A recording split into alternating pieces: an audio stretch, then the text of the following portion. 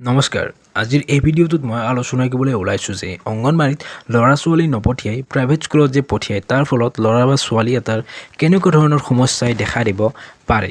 আপুনি এবাৰ ভাবিছেনে ল'ৰা বা ছোৱালী এটাক যদি বয়সৰ আগতে প্ৰাইভেট স্কুলত দি দিয়ে কেনেকুৱা ধৰণৰ সমস্যাই দেখা দিব পাৰে ল'ৰা বা ছোৱালীটোৰ ওপৰত। আমাৰ অভিভাৱকসকলৰ এটা ডাঙৰ ভুল আছে যে তেওঁলোকে বিচাৰে যে তেওঁলোকৰ ল'ৰা বা ছোৱালীটো সোনকালেই বহুত বেছি শিকক, কিন্তু এইটো জানো সঁচা? যদি এডাল কোমল বাঁহক যদি আমি ঘৰ বনাবলৈ ব্যৱহাৰ কৰোঁ সেই বাঁহডাল ভাল হ'ব জানো?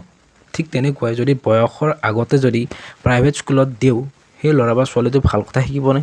তাতোকৈ ডাঙৰ কথা, অংগনবাড়ী কৰ্মীসকলে কি কৰে, মৰমত ল'ৰা বা ছোৱালীটোক পঢ়ায়, ৰং শিকায়, কিন্তু প্ৰাইভেট স্কুলত জানো সেয়া কৰে? প্ৰাইভেট স্কুলত অকল যিখিনি পাঠ্যপুথি বা কাৰিকুলামত থাকে সেইখিনি বিষয়বস্তুহে শিকায়, কিন্তু অংগনবাড়ী কৰ্মীসকলে কি কৰে, ৰং শিকায়, আখৰ শিকাত সহায় কৰে, বস্তু শিকাত সহায় কৰে, মানে কিবা এটা বস্তু শিকিবলৈ পাজল ব্যৱহাৰ কৰে, ধৰি লওক কোলাজ ব্যৱহাৰ কৰে। কিন্তু প্ৰাইভেট স্কুলত তেনেকুৱা কৰে জানো? প্ৰাইভেট স্কুলত প্ৰধান শিক্ষকসমূহে কি কৰে, টকাৰ কাৰণে ল'ৰা বা ছোৱালীটোক মাতি নিয়ে, আৰু আমাৰ অভিভাৱকসকলে কি কৰে যে প্ৰাইভেট স্কুলত পঢ়িলে তেওঁলোকৰ ষ্টেটাছটো বেছি হোৱা যেন লাগে, কিন্তু সেইটো সঁচা নহয়। তেওঁলোকৰ নিজৰ ষ্টেটাছৰ বাবে ল'ৰা বা ছোৱালীটোক বিপথে পৰিচালিত কৰে।